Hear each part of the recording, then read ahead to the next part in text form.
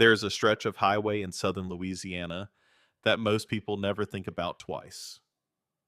Route 9, east of Baton Rouge, where the land flattens out and the pine trees crowd the shoulder so close the headlights barely reach the road ahead, where the asphalt holds the heat of the day long after the sun goes down, where the smell of rain and cold earth and pine sap mixes into something you can only find in this particular corner of the American South.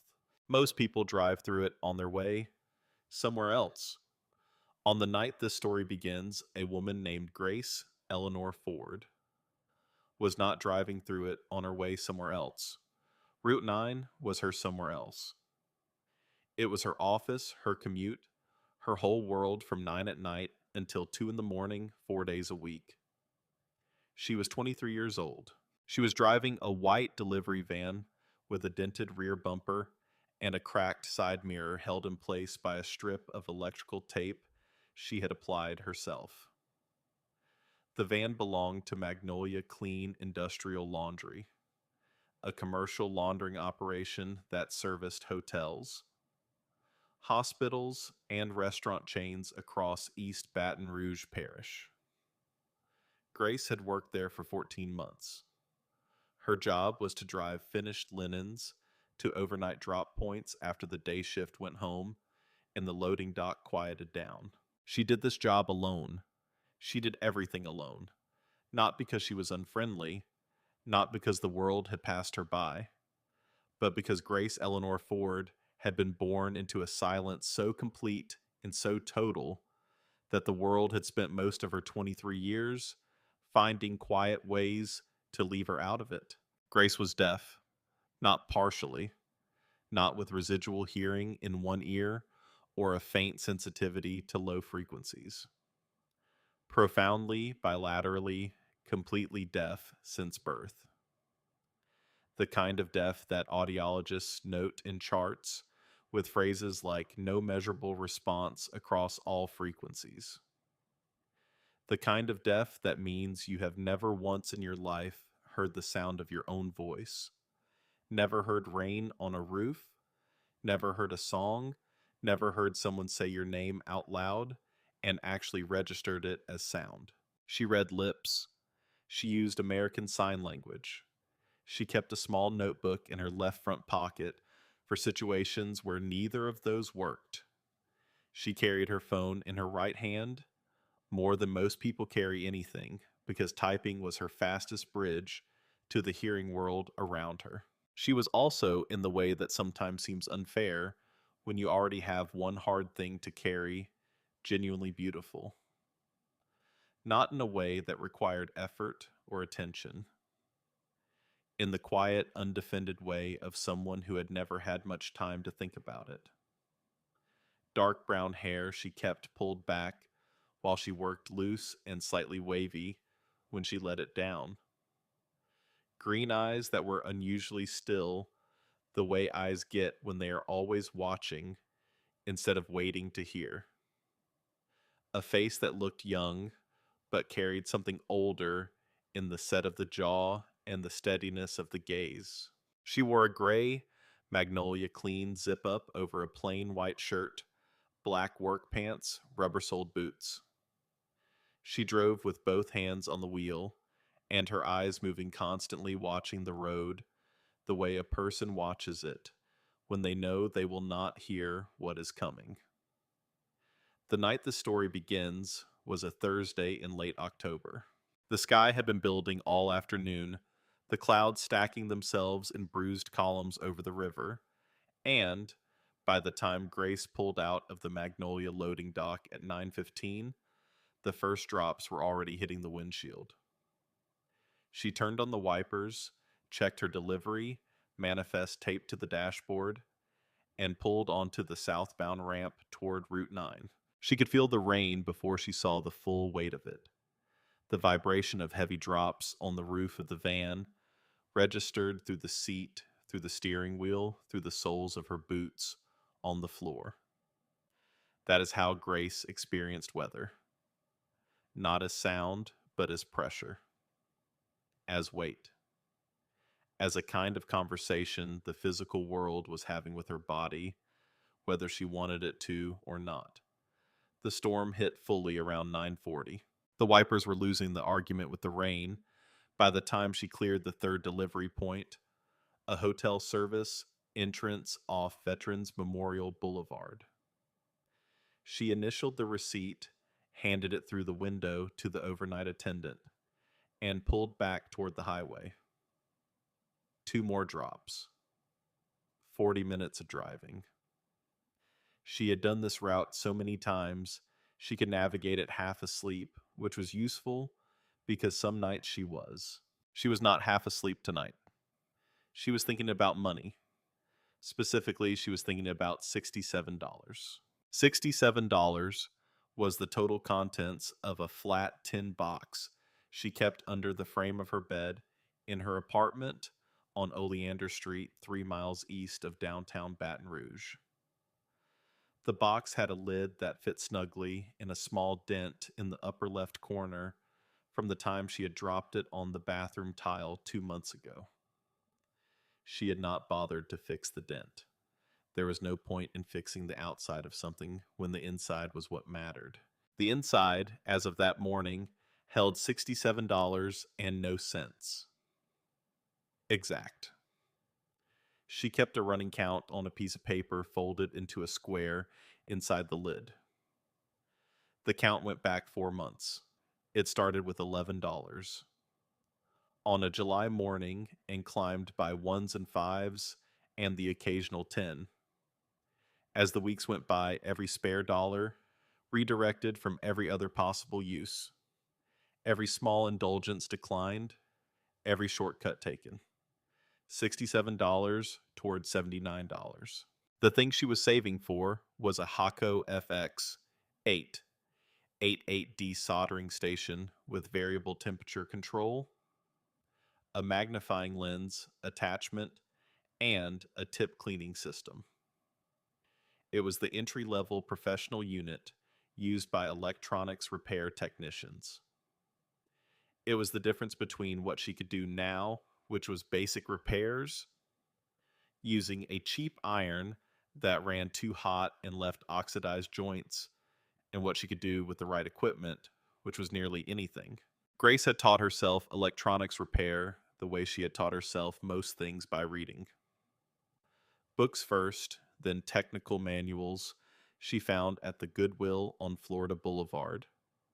Then forums and video tutorials she watched with the closed captions on pausing and rewinding until the procedures made sense. She had started at 19 with a broken laptop she found at a yard sale for $2.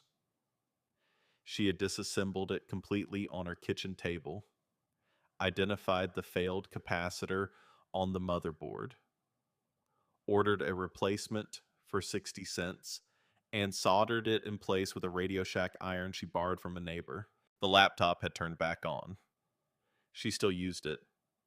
In the 4 years since she had repaired laptops, smartphones, hearing aids, amplifiers, circuit boards, charging systems, small appliances, and once memorably, the electronic ignition module of a 1994 Ford pickup truck belonging to her building manager.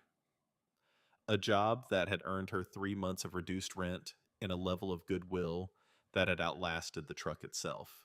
She did this work on her kitchen table, in the evenings after her Magnolia shifts, in the small hours of the morning when the apartment was still and she could work in the quiet that was always with her. She charged what she thought was fair, and sometimes less. She did not have a business license. She did not have a storefront. She did not have the right equipment. $79. She was 12 away. She had been 12 away for 9 days, because 9 days ago the rear axle seal on the delivery van had started leaking, and her manager, a man named Dennis Fitch, had told her that if she wanted to keep using the van, she needed to cover the cost of the seal herself, since the maintenance was billed to drivers. $11 and change. She had paid it without arguing because arguing with Dennis Fitch about anything had a success rate she had calculated privately at approximately 0%. So the tin box held $67, and the soldering station cost $79, and Grace drove Route 9 in the rain, doing arithmetic in her head, the way she often did when there was nothing to listen to, which was always. She saw the hazard lights from a quarter mile out. Orange flashes in the rain, rhythmic the universal signal of someone who is not where they wanted to be. She eased off the accelerator. Her eyes moved to the shoulder. A motorcycle. Large, dark, old-looking even from this distance. Tilted at a bad angle, rear end dropped down toward the asphalt in the unmistakable posture of a flat tire. A man stood beside it. Even through the rain and the distance, he was a presence. Tall, but carrying his age in the way men do when the years have settled into the shoulders, making them broader and lower at once. Silver hair, dark skin, a leather vest over a heavy flannel shirt soaked through. His arms were crossed in the way arms cross when there is nothing useful left to do with them and you are not the kind of man to put them anywhere apologetic. He was just standing there, in the rain, waiting for whatever came next. Grace had driven past people on the side of the road before. Most people do. You do the quick mental calculation, the assessment of variables, the weighing of time against inconvenience, against the low but non-zero risk of stopping for a stranger in the dark. She knew that calculation better than most, because she also knew what it meant to need help and not be able to ask for it the way other people ask. She knew what it meant to stand somewhere and have the world drive past you and feel the absence of each vehicle like a small accumulating verdict. She pulled over.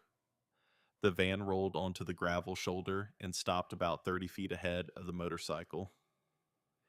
She sat for a moment, hands still on the wheel, watching in the side mirror as the man turned to look at her headlights.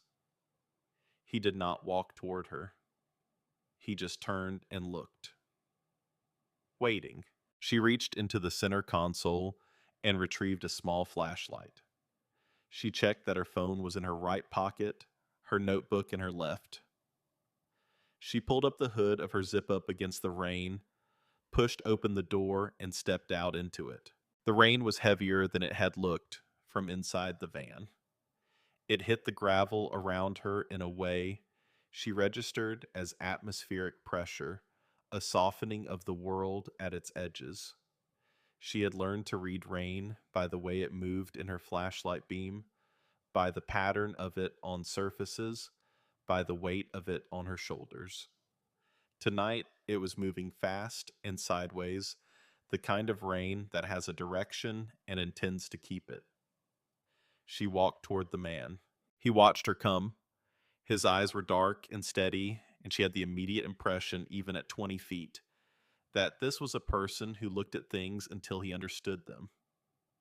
Not hostile, not guarded in the way of someone expecting trouble, just looking, evaluating. She had seen that expression before on the faces of people who had been responsible for other people for a long time. It was the expression of someone who had learned to take the measure of a situation before committing to a position on it. She stopped about 6 feet away, kept her flashlight angled at the ground between them, not in his face, looked at the motorcycle. The rear tire was flat, fully flat, not a slow leak, but a blowout. The rubber split along the sidewall in a ragged line, 6 inches long. The wheel was sitting almost rim to ground. The chrome on the bike was wet and gleaming in her flashlight. Even to her untrained eye, it was clear the machine was old, meticulously maintained, the kind of old that is the opposite of neglect. She pulled out her phone and opened the Notes app. Typed quickly. "Are you hurt?" She turned the screen toward him. He looked at it, then he looked at her. A pause she could not read the sound of, but read perfectly well in the stillness of his face. His eyes moved over her with the particular attention of someone conducting a rapid and thorough assessment. The soaked hoodie, the rubber soled boots, the flashlight held at the correct angle, the steadiness of her stance in the rain. Then something shifted, not in his expression exactly, in the quality of his attention. It changed from evaluation to something she would only later have a word for. It changed to recognition. No. Tyre went about a mile back, walked her here. He did not have a phone out. He answered her with words, his lips moving clearly, slowly enough. She read them without difficulty. She had been reading lips since she was 4 years old. She was very good at it. She nodded, looked at the tire again, crouched down and ran her flashlight along the split. The blowout was clean, sudden pressure failure rather than gradual wear. There was road debris a few feet back, she could see it now, a chunk of truck retreading lying in the gravel, bad luck, and wrong place. She stood, typed again. I have a patch kit in the van. It will not fix this permanently, but it might get you to a tire shop if there is one within 15 miles. He read it. Something moved in his expression. Closest one is Henley's Tire on Highway 61. About 12 miles. She went to the van and got the patch kit from the passenger footwell. It was a basic roadside kit, a handful of rubber plugs, a reamer tool, a small tube of rubber cement, a hand pump. She had bought it at a gas station in August for $8.49 and had used it once on the van's left rear tire, a job that had held for 3 weeks before she could get a proper replacement. She knew its limitations. She came back and crouched beside the rear wheel. The problem presented itself immediately. The split was on the sidewall, not the tread. Sidewall damage is not patchable.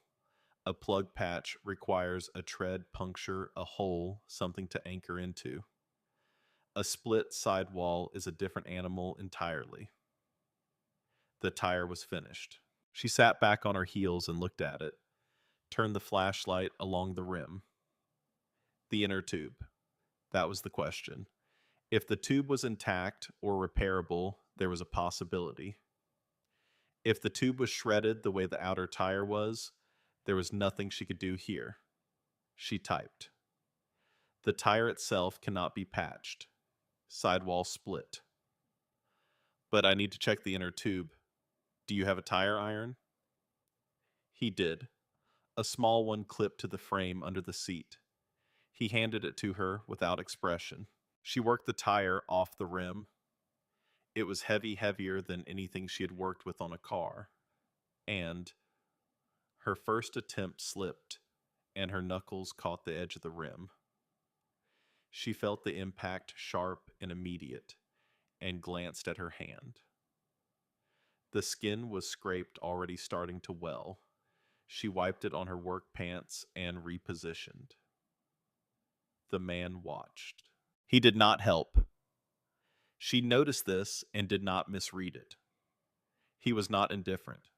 His attention was completely present, that steady, evaluating gaze, following every movement of her hands.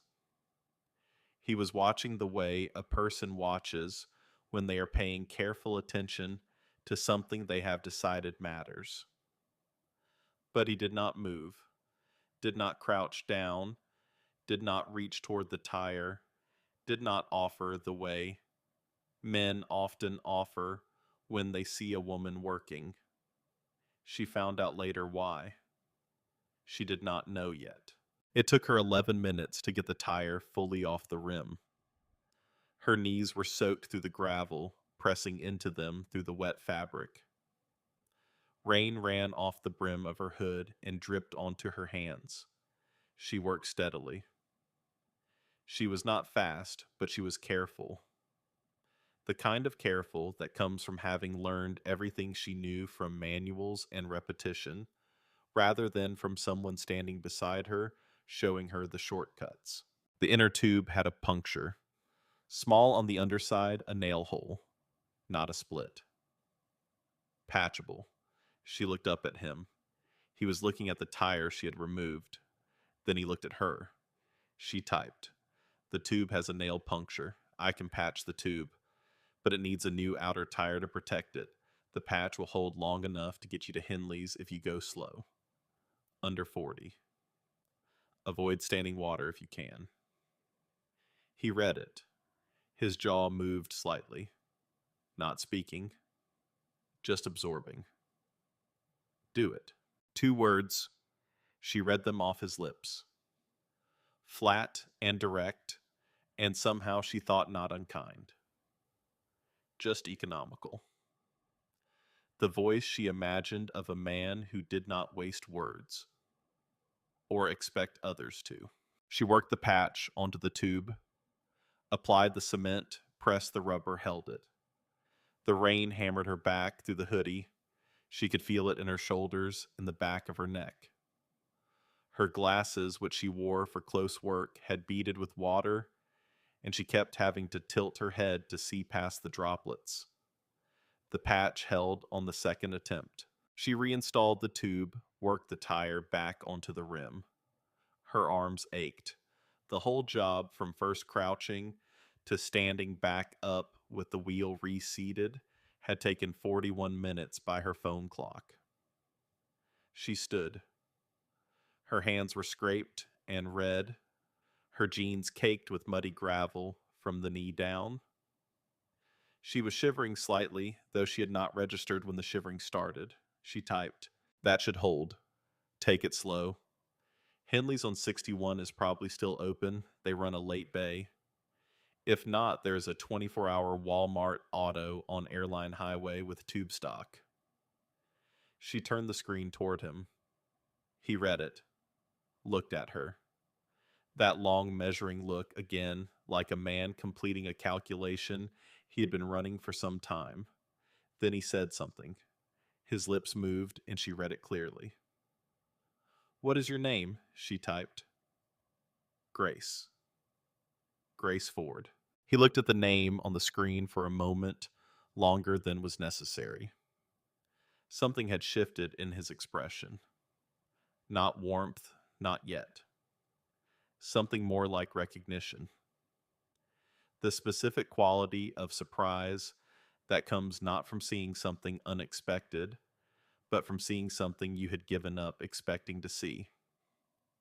He reached into the breast pocket of his leather vest, drew out a card, and held it toward her. She took it. It was a heavy card, cream-colored good stock. On the front, in clean block letters, a name. Victor Harlan. Below it, a phone number. No title, no company name, no logo. On the back, in the same clean type, 3 words. Iron Shepherd, MC. She looked at it, turned it over, turned it back. He was watching her face. She glanced up, read his lips as he spoke. "You ever need anything, you call." Then he turned to the bike, settled himself in the saddle. She could see in the way he moved to mount it something deliberate and effortful in the management of his left side, not dramatic. He was not a man given to drama, but something compensated for, managed, kept private. The engine turned over on the second kick. The vibration of it came up through the gravel and into the soles of her boots. A deep, rolling pulse that registers as physical fact before it registers as anything else. He pulled out slowly onto Route 9. She watched the tail light. Amber in the rain shrinking. She watched it until the curve of the road took it, and it was gone. She stood on the shoulder for a moment, rain still coming. Flashlight in her left hand, the card in her right. She looked at it one more time. Victor Harlan, Iron Shepherd, MC. She put it in her back pocket, got in the van, and drove. 2 deliveries left. She finished them by 11:40. Returned the van to the Magnolia dock, signed out the manifest, and drove her own car back to the apartment on Oleander Street. She let herself in, locked the door, took off her wet clothes in the bathroom, stood under hot water until the ache in her hands eased, changed into sweats, went to the kitchen. She stood at the counter and ate crackers with peanut butter because it was all she had that did not require cooking. Above the counter, taped to the cabinet door at eye level, was a piece of paper she had printed 3 months ago. A product photo of the Hako FX 888D. Below the photo, in her own handwriting, the number 79 circled twice. She looked at it while she ate. She went to the bedroom, crouched down and pulled the tin box from under the bed, removed the rubber band, opened the lid, counted the folded bills. $67. She replaced the rubber band, slid the box back under the bed, and turned off the lamp. Victor Harlan's card was on the nightstand. She had put it there without consciously deciding to. She looked at the white shape of it in the dark for a moment. Then she turned over and went to sleep. The next morning started normally. Alarm at 7:15. Coffee in the kitchen while she read the weather on her phone. She had a shift at Magnolia at noon, a supply run before that, and 3 repair jobs on her kitchen table waiting for attention. A laptop with a failed GPU thermal compound, a set of over-ear headphones with a broken driver housing, and a hearing aid, a behind-the-ear model belonging to a woman named Mrs. Arsenault, who had found Grace through a flyer she had posted at the Baton Rouge Center for the Deaf and Hard of Hearing 2 months ago. Grace worked on the hearing aid first. It was a delicate job. The receiver wire had fractured inside the casing, a common failure point on that model, requiring a fine soldering job that pushed the limits of her current equipment. She worked slowly and carefully, holding the iron at the precise angle she had learned, produced the cleanest joint, using the magnifying glass from her eyeglass repair kit, propped against a stack of manuals. The joint held. She set the aid aside to cool, moved to the headphones. An hour of work. Then the laptop. By the time she set the laptop running its diagnostic reboot, it was 11:15, and she needed to leave for Magnolia in 20 minutes. She washed her hands, changed into her uniform, picked up her keys. Her phone buzzed on the counter. She looked at it. A text from Dennis Fitch, her manager. Grace. Come to the office when you get in, before you clock on. She read the message twice. She had learned over 14 months to read Dennis Fitch's communication the way she read everything else. In text, she read the compression of his language and the absence of pleasantries and the timing of messages relative to shift schedules. This message sent at 11:12 on a Friday morning before a noon shift with no additional information carried a weight she recognized. She drove to Magnolia. Dennis Fitch was in his office with the door partially open. He was a narrow man in his early 50s with the particular brand of mild aggression that belongs to people who have been given a small amount of authority and have organized their self-concept entirely around it. He saw her come in and waved her to the chair across from his desk without standing up. He spoke. She watched his lips. We got a complaint from the Riverside Suites account. They said the overnight drop last Tuesday had 3 bags short, and when they called to report it, they could not reach the driver. Grace, they called 4 times. She pulled out her notebook.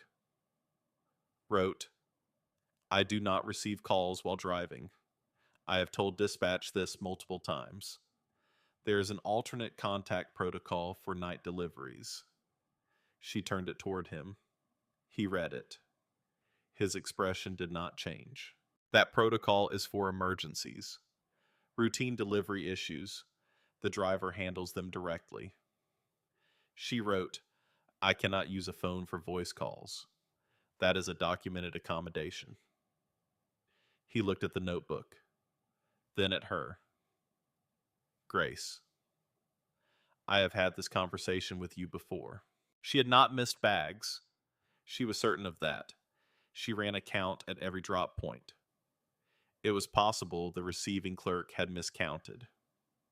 She wrote this. He read it with the expression of a man who has already decided the outcome of a meeting and is completing its necessary duration. He told her they were reducing her route, dropping 2 of her 5 delivery nights, citing the communication issue, citing client feedback. She sat with her notebook in her hands. She understood what was happening. It had happened before in other jobs, other configurations. The accommodation acknowledged, but the consequences of the limitation not accommodated. The gap between policy and practice filling itself with exactly this. She wrote, This is a cut to my hours by 40%. He said something she almost missed because he turned slightly toward his computer. She caught enough of it. Operational needs, temporary. Nothing she believed. She walked out of his office, clocked in, started her noon shift. She loaded linens for 4 hours without speaking to anyone. On her break, she sat in the break room and did the arithmetic that the situation required. 2 nights instead of 5, hours cut by 40%. Rent due in 12 days. Electric bill in 9. The tin box with $67. The numbers did not balance. She ate her lunch. She drank her water. She went back to work. After the shift, she drove home and sat in the car in the parking lot of her building for a few minutes before going up. She was 23 years old, and she had been managing her own life since she was 19. And she had no family in Baton Rouge, and the arithmetic of her situation had a way of being loudest in parking lots at the end of bad days, which was perhaps why she always sat for a few minutes before going up. She went upstairs, changed, sat at the kitchen table, and looked at the 3 repair jobs she had finished that morning. She picked up her phone and texted Mrs. Arsenault that the hearing aid was ready. Then she sat and looked at the Hakko photo on the cabinet door. $79 circled twice. She thought about the man on Route 9, Victor Harlan. The card was still on her nightstand. She thought about the way he had watched her work. Not with doubt and not with condescension. He had watched the way you watch something that is doing exactly what it is supposed to be doing. She went to the bedroom and picked up the card, looked at it, set it back down. She was not the kind of person who called numbers on cards given to her by strangers on highways. She was not the kind of person who asked for things.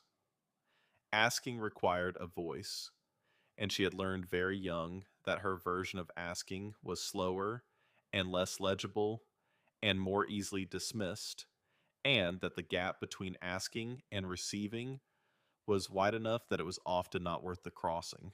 She went to the kitchen and made rice and canned black beans, the meal she made when she needed the budget to hold and her body to keep running. She ate at the table. She washed the bowl. She turned off the kitchen light. She woke at 6 the next morning to a vibration from her phone on the mattress beside her. Not a call, a text, unknown number. She sat up. Read it.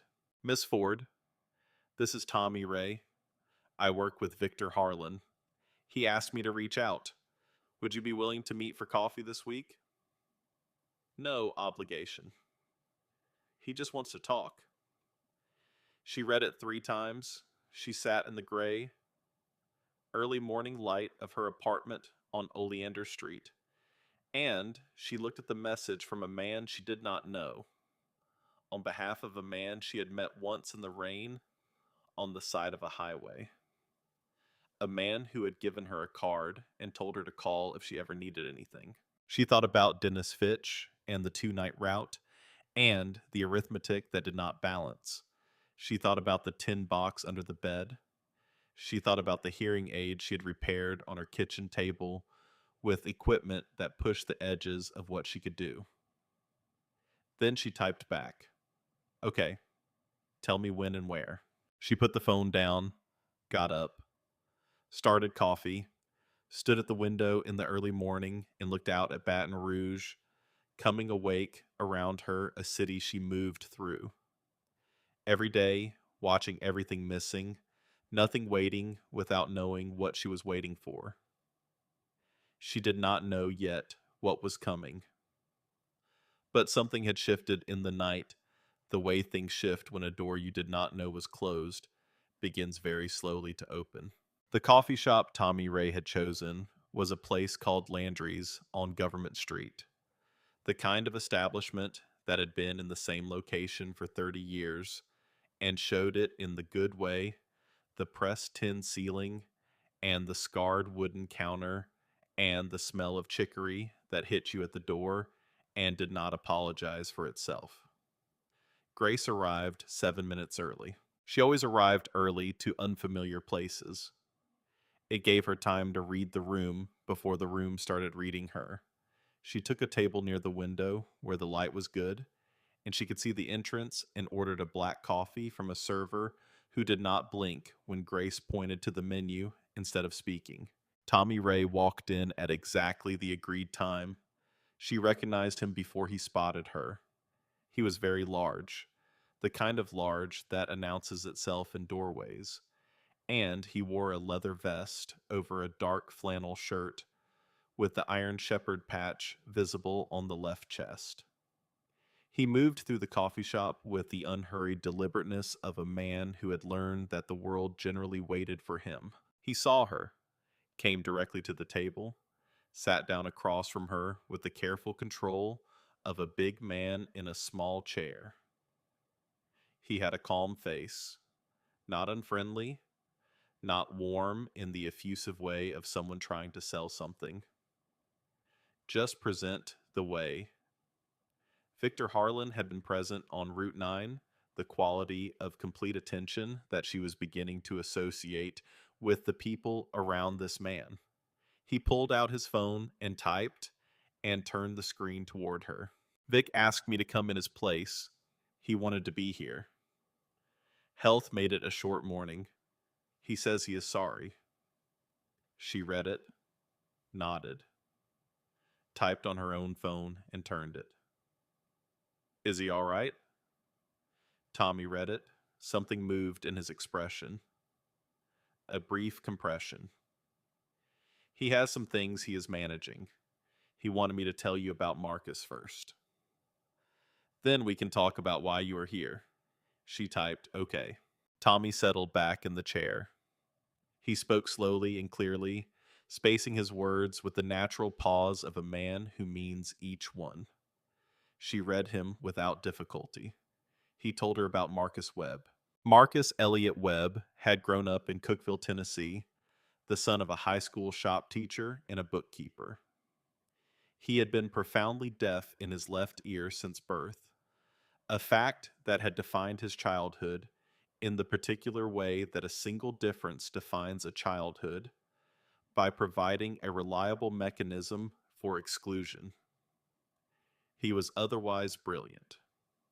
mechanically and mathematically gifted in a way that expressed itself early, taking apart radios at 9, building a working crystal set at 11, winning a state science fair at 14, with a paper on acoustic resonance in closed chambers that the judges had not fully understood, but had recognized as something real. He had applied to 4 engineering programs.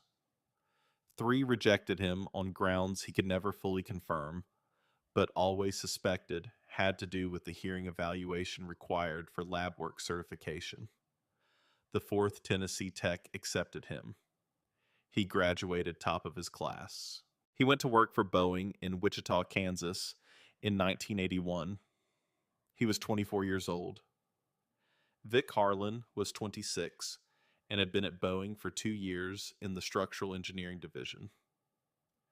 They were assigned to the same project team, a cabin systems upgrade for a commercial fleet overhaul. Vic had noticed Marcus in the way you notice people who do their work at a level that makes the room around them slightly more serious.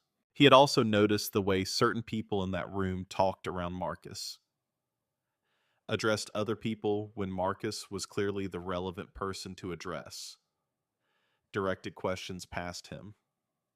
Small things. The accumulated texture of a working environment that did not quite accept that someone who managed sound differently could be trusted with the full weight of the work.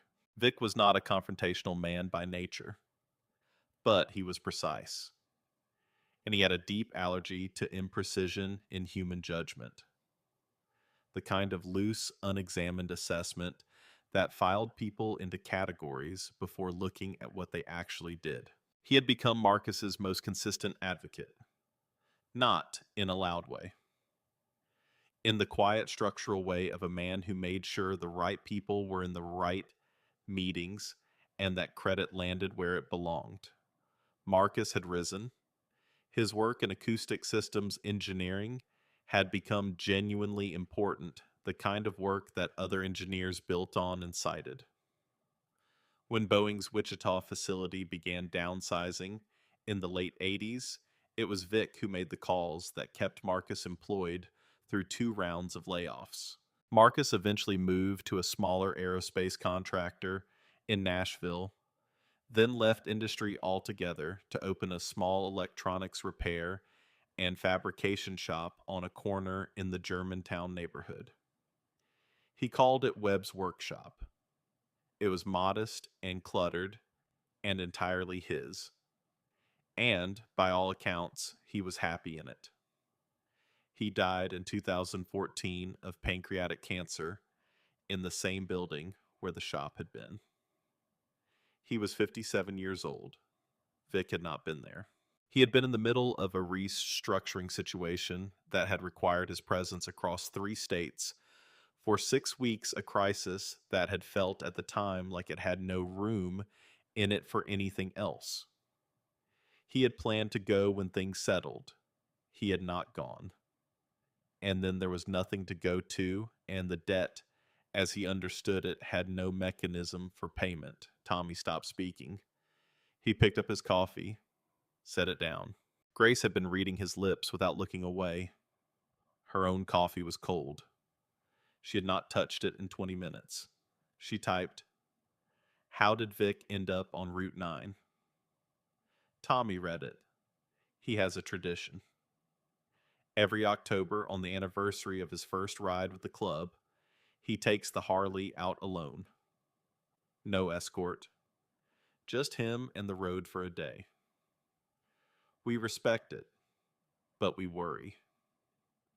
This year, his tire went on that stretch, and the storm came in, and he could not reach anyone." He looked at her directly. He is 66 years old, and he was alone out there in that weather for over an hour before you pulled over. You were the 7th vehicle to pass him. She read that. Let it sit. She typed, "He did not say thank you." Tommy almost smiled, the closest he had come to it. He said to tell you he is working on that. It is not his strongest area. She looked at the window.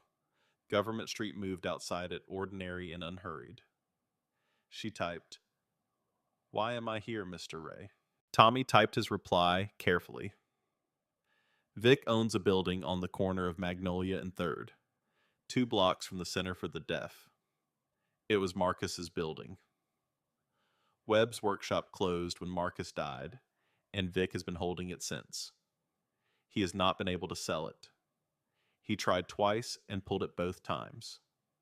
He says he never understood why until he met you. She stared at the screen. He wants to lease it to you for $1 a year. The Iron Shepherd Community Fund covers the full renovation and equipment setup. Tools, bench stations, ventilation, diagnostic equipment, signage, business, licensing. Everything you need to open a proper electronics repair shop. He looked up to make sure she was reading, then typed the next part. There is a condition. You run an apprenticeship program out of the building. People from the deaf and hard of hearing community who want to learn electronics repair as a trade. 4 slots a year, paid stipend, tools provided. You teach them the way Marcus should have been taught and the way it sounds like nobody taught you. She read it twice. She looked up at Tommy Ray, who was watching her with the same steady patience with which he seemed to approach everything. She picked up her phone. She typed 4 words. "I do not know him." Tommy read it, nodded once as if this was the exact response he had expected. "He told me you would say that. He said to tell you this." He typed for a moment. "He said you opened your kit on a wet highway in the dark. For a man who did not smile at you and did not say thank you and drove away without looking back. He said the only reason a person does something like that is because they understand that the work matters, regardless of whether anyone is watching. He said Marcus was the same way, and that the world is very bad at recognizing people like that until it is too late." Grace read it. She set the phone on the table and looked out the window. A city bus moved past. A woman pushed a stroller. A man stood on the corner looking at his phone, doing the small, ordinary thing of existing in a world full of sound that he probably never thought about. She thought about the tin box under her bed. She thought about Dennis Fitch and the cut hours and the arithmetic. She thought about the hearing aid on her kitchen table and the precision required to solder a fractured receiver wire with a tool that was not quite good enough. She picked up her phone. Typed, "I need to think about it." Tommy nodded, typed back, "Take the time you need. Vic is not going anywhere." He paused, then added one more line. "But I will tell you what he told me when I asked him why now. He said he has been carrying something for 10 years, and he is tired, and he would like to put it down somewhere it will grow." She read that, said nothing. There was nothing to say. She walked home.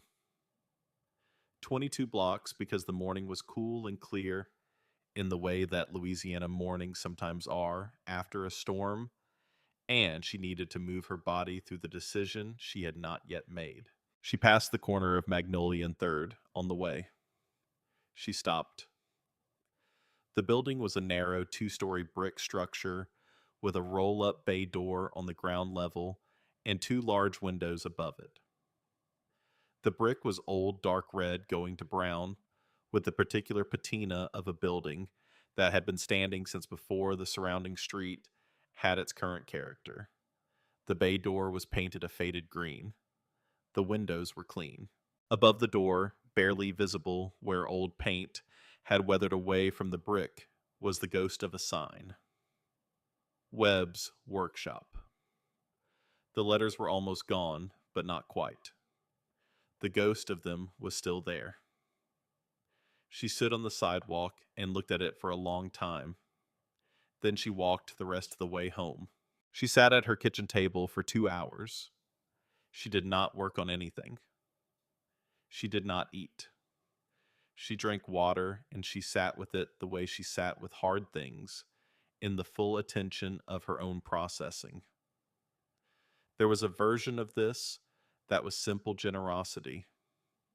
A man with a guilty conscience and the means to do something about it, looking for a way to close a debt he owed to someone no longer alive to receive it. That was a legitimate thing. It did not require suspicion. There was also a version in which she walked into that building and became something she did not know how to be, a symbol of someone else's redemption, a vessel for a story that had started before she was born. She did not want to be a symbol. She wanted a soldering station and a building with proper ventilation and a business license and the ability to do the work she knew how to do at the level it deserved to be done. She picked up her phone, opened Tommy's contact, typed, "I have a question for Vic. Can I ask it directly?" The reply came in 4 minutes. He says yes. He will come to you. Name the place. She named Landry's. The following Tuesday at 10 in the morning, Vic Harlan arrived first. She was already seated at the same window table, and she watched him come in. He moved more carefully than he had on Route 9, the deliberateness more visible in the daylight of a coffee shop. He wore the same leather vest, a different flannel shirt. His silver beard was trimmed. He moved through the space with the gravity she had noticed the first time, the sense of a man accustomed to rooms, adjusting themselves to his presence. But today, there was something behind it, a careful management of energy, the way people move when they are working with a limited supply. He sat down across from her, looked at her. She had her phone ready. She typed before the server came. "I need to ask you something, and I need you to answer it honestly." He read it, gave a single nod. She typed, "Why me? Not why your tradition, not why Marcus, not why now. Why me specifically? What did you see on Route 9 that made you do this?" He sat with the question. She watched his face. He was not a man who rushed answers.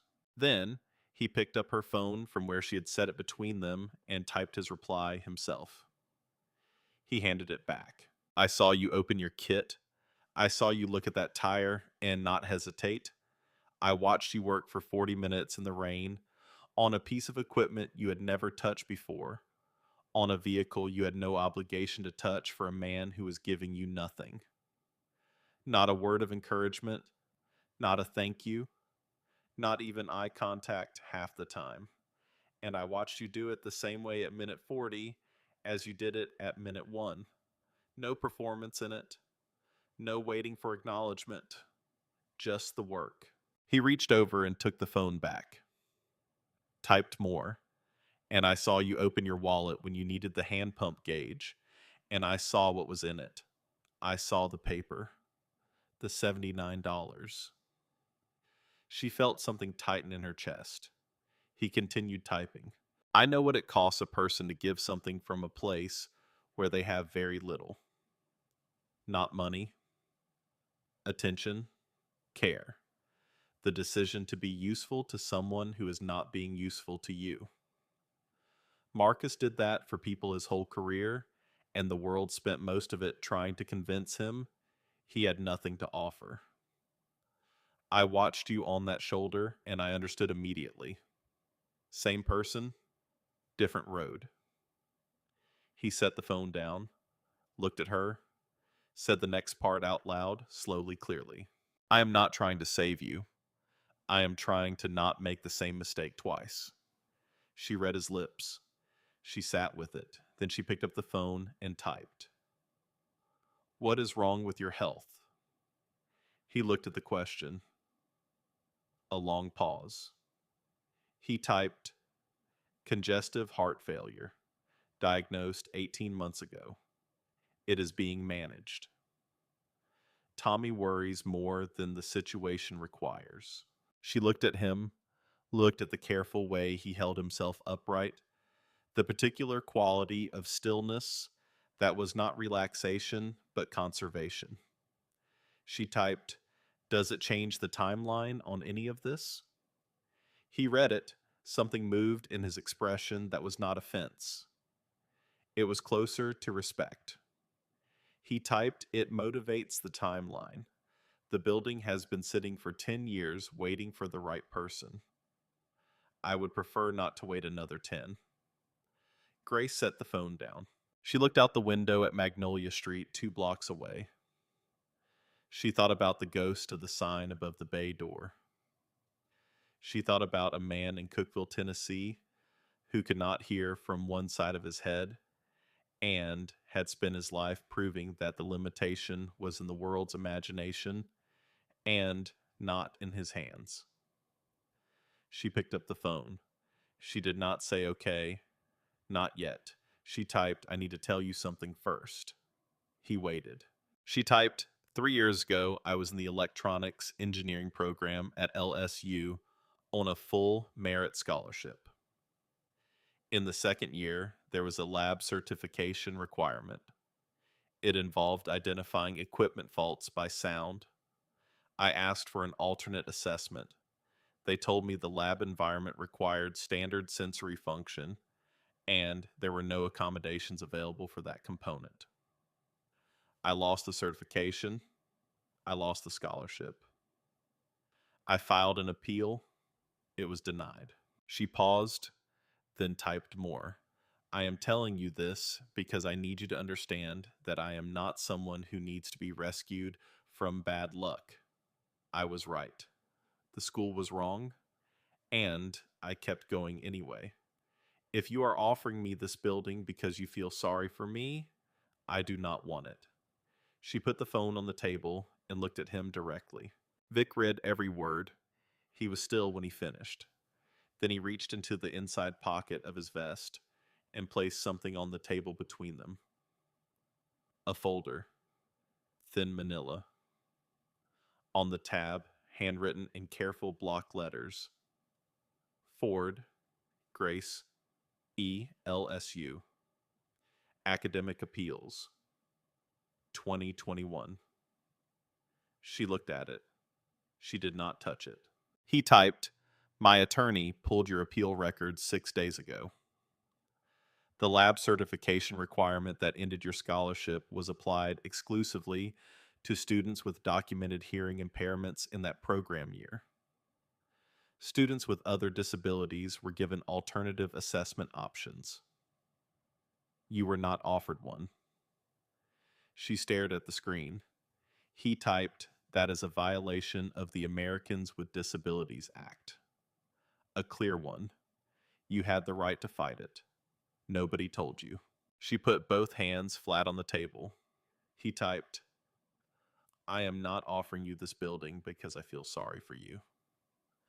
I am offering it because you were right. They were wrong, and you kept going without anyone in your corner. This is someone getting in your corner. 3 years late. But here. She looked at the folder, then at him. She typed the lawsuit. He typed, my attorney files this week. Not for damages. For the policy. For the next person who walks into that program and gets the same answer you got. She typed, I do not want to be the face of someone else's legal case. He typed, you are not the face. You are the evidence. There is a difference. The face is whoever benefits after you. She sat with this for a long time. Outside the window on Government Street, the morning moved past ordinary and continuous.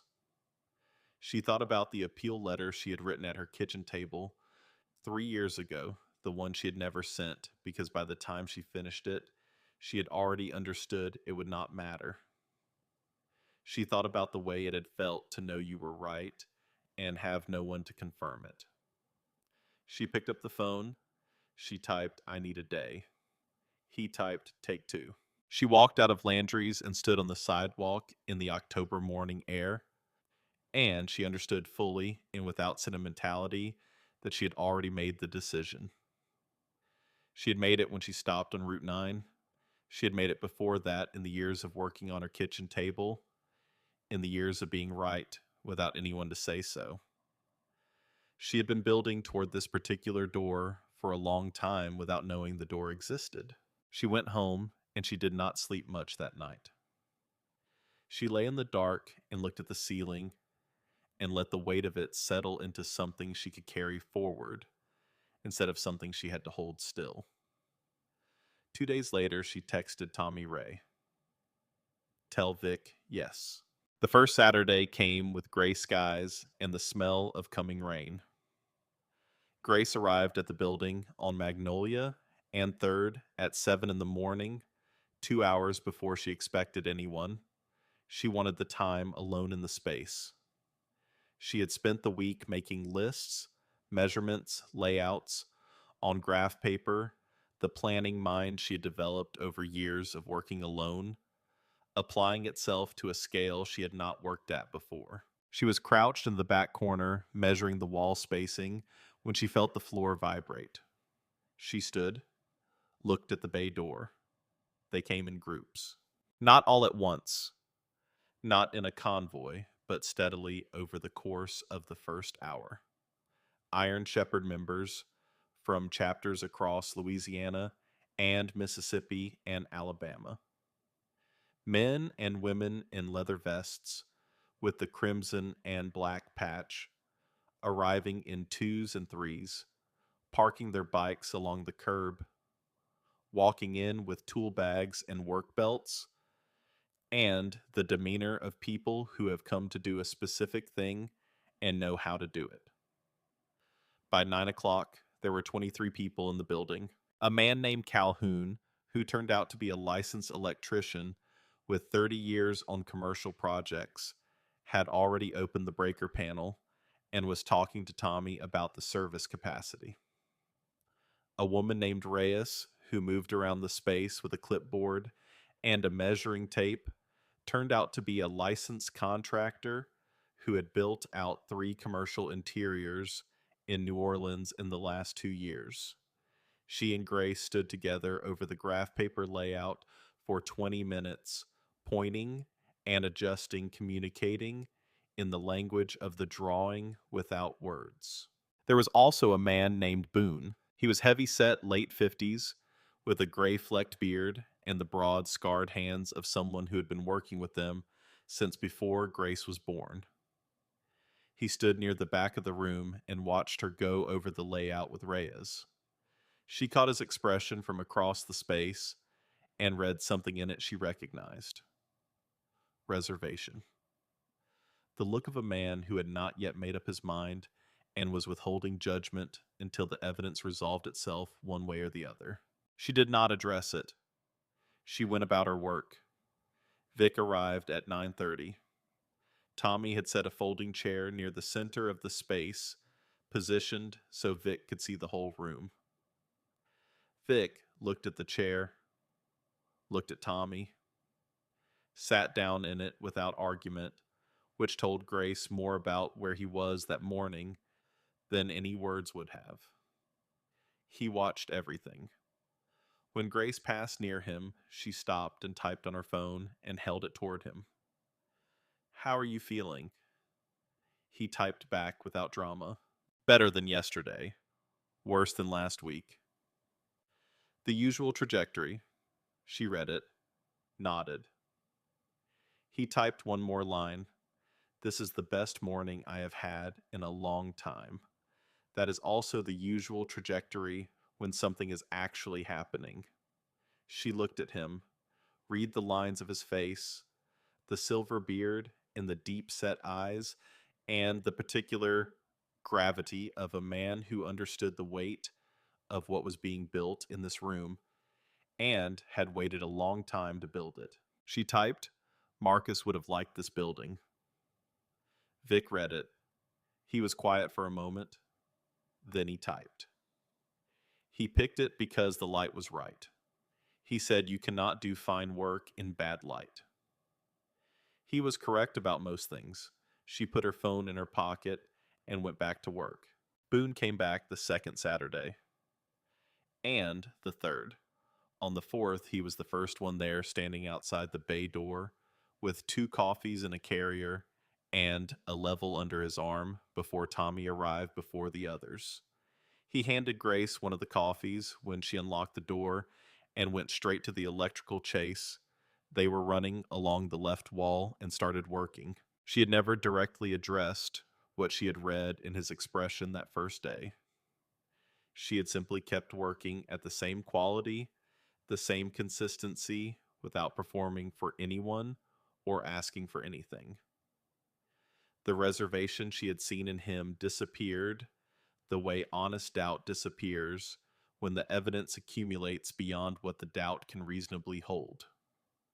He never said anything about it. It was simply gone. One afternoon in the third week, Vic arrived earlier than expected. Grace was alone in the building, fitting the first bench station together, when she felt the floor vibration of the bay door rolling up. She looked up. Vic came in slowly. He was carrying something wrapped in a cloth. He set it on the bench she was building carefully with both hands. She straightened, looked at it. He pulled the cloth back. It was a device she recognized from her research. An Oticon E hearing aid from the early 1980s, a body-worn model with a cream-colored case, and a curved ear hook, the kind of hearing aid that had been considered advanced technology in its era and was now a museum piece. The casing was worn smooth at the edges, but intact. The battery door was closed. She looked at Vic. He signed 2 letters. He had been practicing, just the basics, a few things he wanted to be able to say directly. He signed the letters M and W. Marcus Webb. She looked at the device, looked at him, typed. Does it work? He shook his head, typed. It has not worked in 10 years. I have never let anyone touch it. She typed. What do you want me to do? He looked at her for a long moment. Then he typed. I want you to try. She sat down at the unfinished bench, pulled her kit, held the Oticon E level under the bench light, and read its construction the way she read all devices from the outside in by touch and visual inspection before she opened anything. The casing was solid. She found the access point, a small Phillips screw at the base. She removed it. Vic stood across the bench and watched. The interior was the work of a different era. Discrete components, hand-soldered on a small board. Wiring routed with the care of someone who had done this with attention. She traced the circuit with her eyes, found the likely failure points. Examined the electrolytic capacitors. 2 of them were visibly degraded. Bulged tops. The unmistakable sign of failure. She looked up at Vic. Typed, I know what is wrong. I need to order 2 components. They are not expensive. Do you want me to fix it? He typed back immediately. Yes. She wrapped it carefully in the cloth. Typed. I will take care of it. He nodded, and for the first time since she had known him, the quality of stillness in his face changed. The locked quality of it eased very slightly, the way a door eases when the mechanism releases without yet swinging open. He signed one more thing. 2 hands. She recognized it. Thank you. She looked at his hands, then at his face. She signed back. The same 2 words. Mirrored. The third time Delia Harlan came to the shop, She did not bring anything, and she did not look at Grace directly. She stood near the teaching corner for a long time with her arms crossed and watched. Not the tools and not the layout. She watched the first apprentice, a 22-year-old woman who was hard of hearing and had grown up wanting to work with electronics and had never found a path into it as Grace walked her through a circuit diagram, pointing at the diagram, then at the board, then at the tool. The wordless vocabulary of hands and attention that Grace had developed over years of learning in silence. Delia stood there for 20 minutes. When she left, she paused at the bay door. Grace looked up from the bench. Delia did not wave. She looked at the room one more time, the whole of it, and then she walked out. It was the look of someone revising an opinion formed without enough information. Grace recognized it because she had spent her life watching for exactly that. The components for the Otacon E arrived 3 days after Vic left it with her. She ordered them from a specialty supplier, 2 specific capacitors that had taken her an hour of form research to correctly identify. They cost $4.11, including shipping. She installed them on a Tuesday evening with the Hako FX888D soldering station that had been part of the initial equipment order for the shop, which she had brought home for the evening because the shop was not yet fully outfitted. The joints were clean. She tested continuity, replaced the battery. The small indicator light on the Otacon E came on. Green. She sat for a moment at her kitchen table in the quiet that was always hers, holding a device that made sound looking at the green light. Then she carefully wrapped it in the cloth and set it on the counter to bring to Vic in the morning. She brought it to him the next morning. Vic was on his porch when she pulled up the same wide wooden rocker with a view of the yard and the oak trees and the long gravel driveway that caught the early light. He had a coffee mug in both hands. He looked up when her car stopped. She got out and walked to the porch and held the cloth-wrapped device toward him. He looked at it, set his coffee mug on the railing, took the cloth in both hands. He unwrapped it slowly. She watched his face. He held the Adacon E in his palm. The cream-colored case, the curved ear hook, the small indicator window. He turned it over, once reacquainting himself with the specific weight of it, the particular fact of it in his hand. He pressed the power switch. The green light came on. He was still for a long time. She did not rush it. She sat on the porch step and looked at the yard and gave him whatever the moment required. When she looked back, he had set the device on his knee and was looking at her. His eyes were wet. He did not try to blink it away or turn his face. He just sat with it directly and without performance. He reached for her phone, which she had set on the railing. He typed slowly. I told him once that the thing that made him remarkable was not that he could not hear from one side. It was that he heard everything from the other side twice as clearly. He told me that was the most useless thing anyone had ever said to him, and also the truest. He was like that. He could hold 2 things at once. She read it, typed back. He sounds like someone I would have understood. Vic read that. He looked at the device in his palm again, then typed. He would have known that immediately about you. He read people the way you read lips. Fast and certain, and without much patience for anyone who tried to convince him he was wrong. She typed, I fixed the capacitors. The circuit was otherwise clean. He maintained it well. Vic looked at this for a moment, then typed one line. He took care of the things that mattered to him. She sat on that porch for another hour. They did not talk the whole time. Sometimes that is the most honest thing two people can do. Together, occupy the same space without filling it. The shop opened on a Saturday morning in the third week of November. Grace arrived at 6, 2 hours before anyone else. She stood in the bay door and looked at what had been built.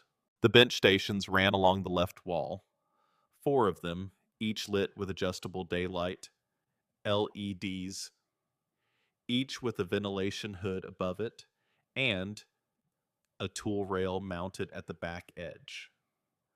The right wall held the tool storage she had designed organized exactly the way she had seen it in her head the first time she stood in this room. The back corner held the teaching area, 4 stools at a long bench with shared lighting and a whiteboard covered in her own diagrams. Near the front window on its own table, in the best light in the room, was the Hako FX 888D, the one from the photo on her cabinet door, $79 circled twice. She stood in the middle of the floor. She turned around once slowly. She went to the back bench and sat down and put her hands flat on the surface and felt the solidity of it, the good construction, the level plane, the quality of something built right. She sat there for a long time. Boone arrived first at 7:15 with coffee. He handed her a cup without ceremony and went to check the electrical panel the way he checked it every Saturday morning habit. Now, the habit of a man who had decided something was his responsibility. Vic arrived at 9:30. He walked in slowly and stood in the middle of the floor and looked at everything. Grace was at the front bench, calibrating the diagnostic equipment when she saw him in her peripheral vision. She set down the tool and walked over. He looked at her, signed the 2 letters he always used now when he wanted to speak to her directly, G and F. Her initials, his shorthand for, I am talking to you specifically, not to the room. Then he signed one more thing. Both hands a smooth motion she had watched him practice. Well done, she signed back. The same motion redirected toward him and toward the room and toward everything outside the windows. Well done. The first customer walked in at 10:14. A woman in her 60s with a cloth bag and a worried expression. She set the bag on the front counter. Inside was a cochlear implant, sound processor, an expensive external device belonging to her husband. Dropped the previous week, no longer connecting properly. Grace lifted it from the bag, examined the connection port, then the casing seam, then the manufacturer markings. Read its construction before opening anything. She looked up at the woman, typed on her phone. I need to look at this properly. Can you leave it with me until this afternoon? The woman read it, nodded, looked around the shop. She said something. Grace caught the shape of it off her lips. My husband could not hear for 6 years before that device. I do not want to know what happens if it cannot be fixed. Grace looked at the device, looked at the woman. She typed, I will take care of it. Grace carried the processor to the front bench to the best light. She sat down. She put on her magnifying headset. She picked up the Hako and set the temperature precisely. She began to work. By 2 in the afternoon, she had diagnosed and repaired the processor. A bent pin in the connection array, microscopically bent, the kind of damage that required both the right equipment and the patience to look at something long enough to see what was actually there. She straightened the pin, cleaned the connection surface, tested the pairing protocol. The device connected. She wrapped it and set it on the counter with a note. Ready. Connection restored.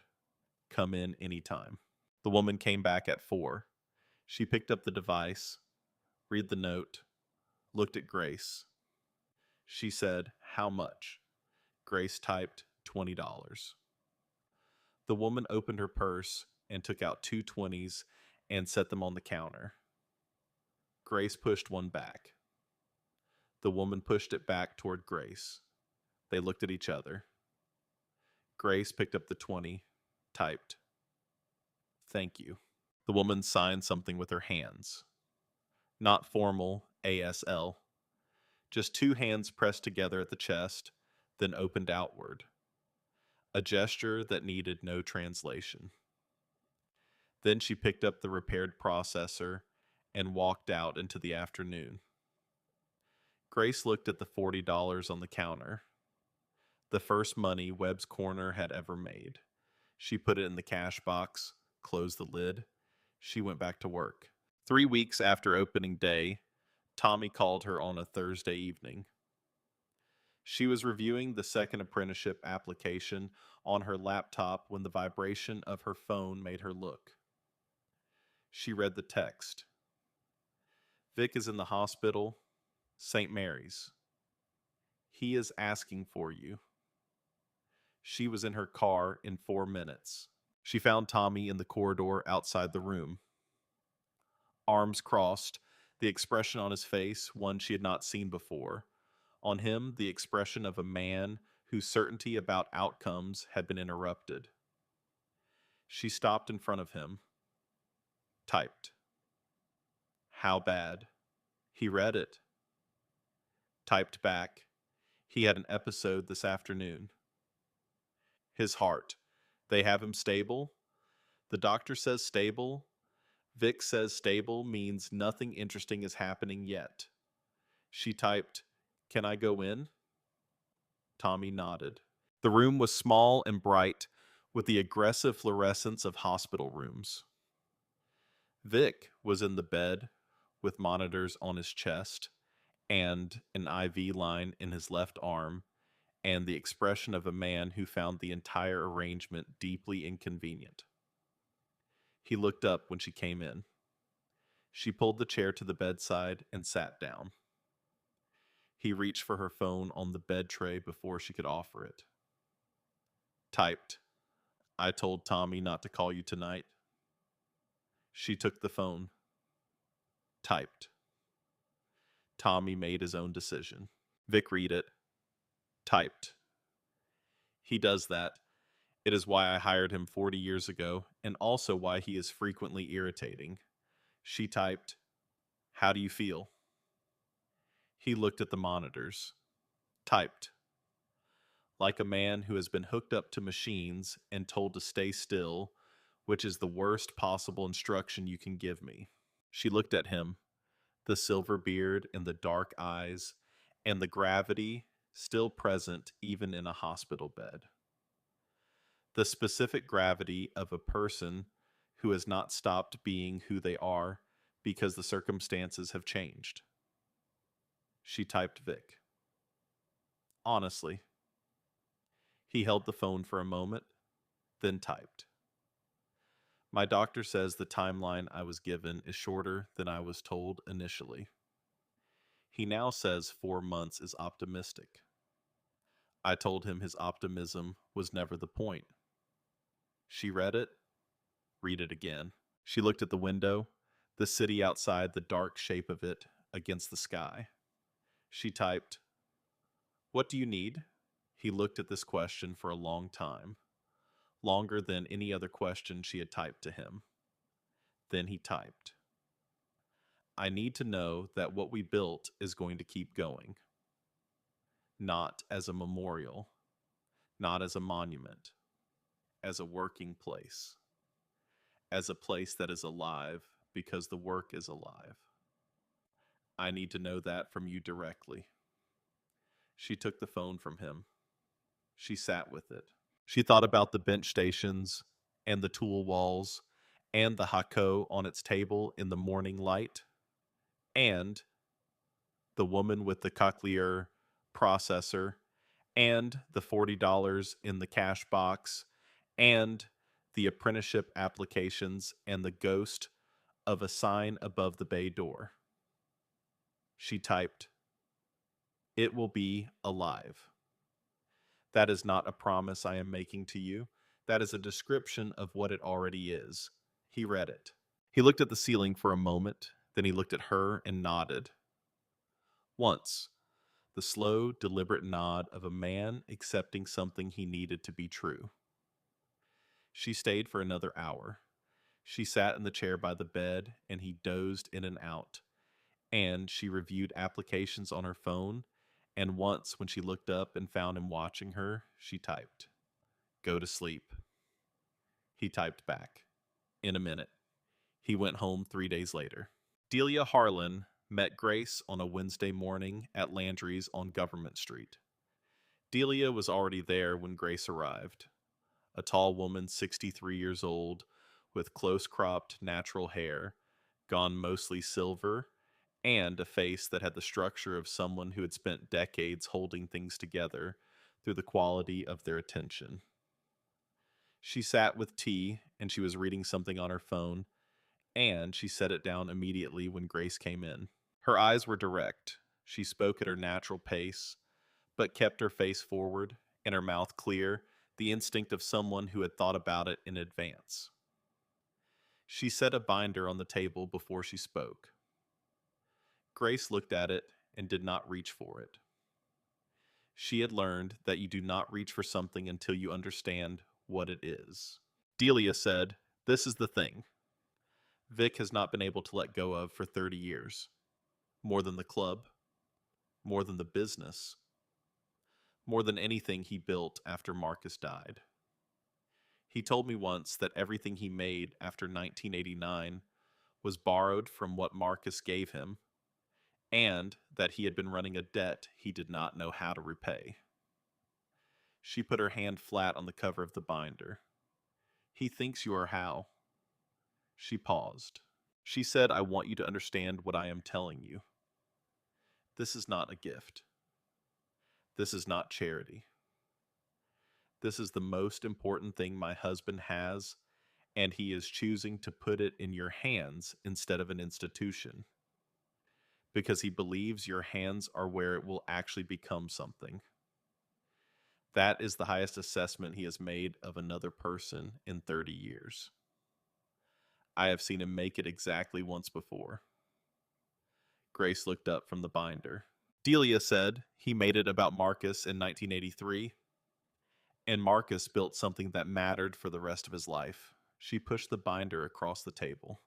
Vic and Marcus spent 4 years developing an unpublished system, low-power signal processing for hearing devices. The idea was to build a hearing aid architecture that could be manufactured at a fraction of the cost of existing technology. They never commercialized it. Vic got pulled back into full-time work, and Marcus moved into repair, and the work sat in boxes for 30 years. She tapped the cover. The technology is still relevant, more relevant now than when they developed it. There are researchers working on similar problems today, starting from nothing. This gives Webb's Corner a 30-year head start on a design that could produce hearing devices accessible to people who currently cannot afford them. Unpublished research prototype, schematics, full development notes, everything. Grace looked at the binder. She wrote in her notebook, "Why are you telling me instead of him?" Delia looked at the notebook, then at Grace. She said, "Because he will frame this as being about Marcus. And it is partly. But it is also about what he thinks you are capable of. And I wanted you to hear that from someone who is not him, so you understand it is not sentiment. It is assessment. I was not sure about you when he first told me. I want to be honest about that. I have seen people receive things from Vic that they did not earn. I watched you at the shop. I read the repair logs. I stood in that teaching corner, and I watched you with your apprentice." She looked at Grace directly. "The evidence supports it." Grace sat across from this woman who kept a list of her husband's wrong decisions in 31 years, and who had held a binder of technical documents waiting for where they belonged to exist. And she thought about the appeal letter she had written at her kitchen table 3 years ago, the one she had never sent. She thought about being right without anyone to say so. She picked up her notebook, wrote one thing. Thank you for being honest about not being sure. Delia read it. Something resolved in her expression, the quality of a decision that has been approached carefully and arrived at completely. She pushed the binder across the table, the final inch. Take it home. Read it. Then we will talk about what comes next. Vic Harlan died on a Tuesday morning in February at home, on the porch in his chair, with Delia beside him and Tommy Ray sitting on the steps. Tommy called Grace at 9:17. She was at the shop. She read the text. She set her phone face down on the bench and sat with her hands flat on the surface and looked at the Hako on its table in the morning light. She worked until noon. She needed to work. She needed the specific demand of a circuit that required her full attention, because full attention was the only thing that kept everything else at a manageable distance. At noon, she closed the shop and drove to her apartment. She had not cried in front of anyone since she was 19. She had learned early that grief in public for someone like her carried an extra weight of visibility she did not know how to manage. People looked at a deaf woman crying and saw something they wanted to interpret, to caption, to assign meaning to that belonged to them and not to her. She cried alone on the floor of her bedroom with her back against the bed. She cried for an hour. Then she got up and went to the kitchen and made rice and canned black beans. The meal she made when the budget needed to hold and the body needed to keep running, and she stood at the counter and ate it and looked at the Hako photo she had never taken down from the cabinet door, even though she now owned 3 professional soldering stations and had no need of the reminder. She looked at it for a long time. Then she washed the bowl and went to bed. She saw Vic once more before the funeral in her memory. It was the afternoon at the shop when he had watched her with the apprentice, when he had held up his phone from across the room after the teaching session and typed something and held it up for her to read from 20 feet away. Marcus taught me to read a schematic in exactly that way. No words, just the diagram and the hands. She had nodded from across the room. He had held the phone up again. He would have been good at this. She had nodded again, then turned back to her apprentice and kept working. That was the last day she had seen him strong. The procession came on Saturday. 280 Iron Shepherd members from Louisiana, Mississippi, Alabama, Georgia, and Tennessee. They assembled on the highway outside Baton Rouge and came through the city in a column that stretched for nearly a mile. Grace stood in front of Webb's Corner on the corner of Magnolia and 3rd with her hands at her sides. She felt them before she saw them. The frequency of 280 motorcycles traveling together is not a sound. It is a physical event. It moves through the ground and up through the soles of your shoes and into the bones of your legs and your spine and your chest. It is a vibration that has the quality of something that has decided to be present, that will not be ignored or talked past or driven by. She stood in it. She let it move through her the way she let all things move through her completely without defense.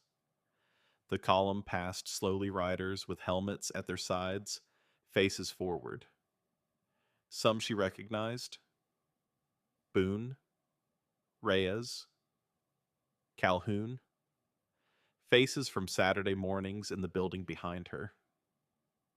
The procession passed. The vibration faded back into the ground. She stood in front of the building for a while after. Delia came to find her. She walked up in a dark coat, her silver hair the same. She stopped beside Grace in front of the bay door. They stood together and looked at the sign that Boone had painted in the final week of construction. Bold black letters on white. Webb's Corner. Electronics, Repair, and Training. Below it, in smaller letters, the line Grace had written and Boone had painted exactly as she gave it to him. In memory of Marcus Elliott Webb. Engineer. Delia stood beside her and looked at it. After a while, she signed something with her hands. Grace had taught her this sign weeks ago at Delia's own request. A simple one. Delia signed, "Thank you." Grace looked at her hands. Then Delia did something Grace had not expected. She reached over and put her hand briefly on Grace's arm. Not an embrace, just a hand on an arm for a moment, the specific warmth of someone who has decided you are worth the weight of their full attention. Then she walked back toward where the bikes were parked.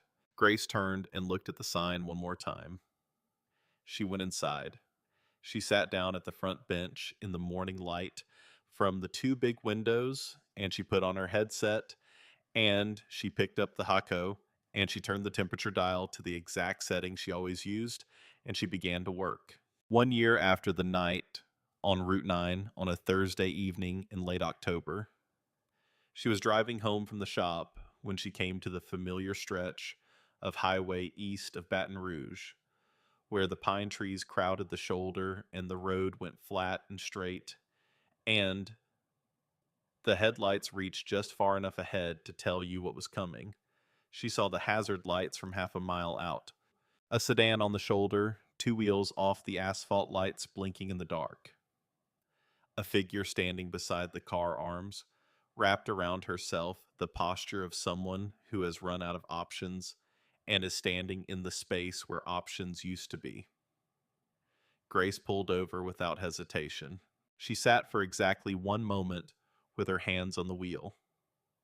The same highway, the same October, the same quality of darkness around the shoulder, the pine trees, and the gravel, and the specific smell of this stretch of road that she had learned the way you learn the smell of a place you have returned to enough times that it becomes part of your own geography. She got out. She walked toward the woman. Mid-20s, a work uniform with a name tag. She had her arms crossed tight, and her face showed the particular combination of frustration and helplessness of someone who does not know what step to take next. Grace pulled her phone out as she came close. Typed. "Are you okay? What happened?" She held the screen up. The woman read it. Her eyes moved to Grace's face. To the stillness of it, the quality of complete attention. Then, she reached into her own coat pocket and pulled out her phone with shaking hands and typed back. "My hearing aids died. Both of them. I got turned around, and I cannot hear anything, and I cannot call anyone, and I do not know where I am." She turned the screen toward Grace. Grace read it. She stood on the shoulder of Route 9 in the October dark. And she read those words, and she felt something she recognized not as surprise, but as completion. The specific quality of a circle arriving back at the place it had always been going. She typed, "I have you. I know exactly where we are." She typed a second message. "I fix hearing aids. Do you want me to look at yours?" The woman read this. Her expression changed the way expressions change when the thing you needed turns out to be standing right in front of you. She nodded. Grace went to her car and retrieved the small carry case she had taken to keeping behind the passenger seat. The habit of someone who had come to understand that the work could be needed anywhere, and that being prepared was a form of respect for that fact. She spread a cloth on the hood of the woman's car, worked in the headlight. Her hands were steady. The air smelled like pine and cold, and the beginning of rain, the same air, the same darkness, the same road where something had begun a year ago with a flat tire and a stranger who did not say thank you. She fixed the first hearing aid in 8 minutes. A battery contact issue clean and simple. The second had a moisture damaged amplifier connection she could address temporarily here and properly at the shop. She handed the first one back. The woman put it in her ear. Her face changed completely, the visible reinstatement of the world as it is supposed to be. The particular expression Grace had seen on the face of the woman with the cochlear processor, and on the face of Mrs. Arsenault, and on the face of every person whose access to their own life had been returned to them by something that fit in the palm of a hand. She said something. Grace read her lips. Oh my God. Then she looked at Grace with an expression that needed no translation. Grace typed, "The second one I need to look at properly. Come find me at Webb's Corner on Magnolia and 3rd in Baton Rouge. No charge for tonight." She opened the contact app and added the shop address and phone number and handed the phone to the woman to read. Then she reached into her jacket pocket. She had started carrying them 2 months ago. Cream-colored cards. Good stock, the same weight as the card Victor Harlan had given her on the same road in the same dark 1 year before. Webb's Corner. Electronics repair and training. Magnolia and 3rd Baton Rouge, Louisiana. Below the address, in the same clean type, 4 words. Pass it on. Keep stopping. She held it out. The woman took it, read the front, turned it over. Read the 4 words on the back, read them again. She looked up at Grace. Grace signed one thing. Drive safe. Then she walked back to her car. She sat in the driver's seat with both hands on the wheel and looked out at Route 9 through the windshield. The woman's hazard lights went off. The car pulled onto the highway and accelerated into the dark until the tail lights were 2 small points and then nothing. Grace sat with the quiet that was always hers. She thought about a man on a porch in the morning light, hands around a coffee mug, watching the oak trees in the long gold of a Louisiana afternoon. She thought about a binder of technical notes on her desk at the shop full of handwriting from a man she had never met whose work she was continuing. She thought about Delia's hand on her arm and Tommy's coffee on Saturday mornings. And Boone checking the breaker panel out of pure habit because he had decided it was his responsibility. And that was the end of the discussion. She thought about what it meant to be found on the side of a road. She thought about what it meant to stop. She put the car in drive and pulled onto Route 9 and drove toward Baton Rouge, toward the shop on Magnolia and 3rd, where the lights were off and the tools were put away, and the binder full of 30-year-old research sat on her desk waiting for morning. The city lights came up ahead of her. She drove toward them through the October dark and the pine trees and the smell of coming rain in the quiet that had always been hers, the quiet she had carried her whole life, the quiet that had once felt like the world's refusal, and which she now understood fully and, without any remaining doubt, had always been exactly the right conditions for the work she was born to do.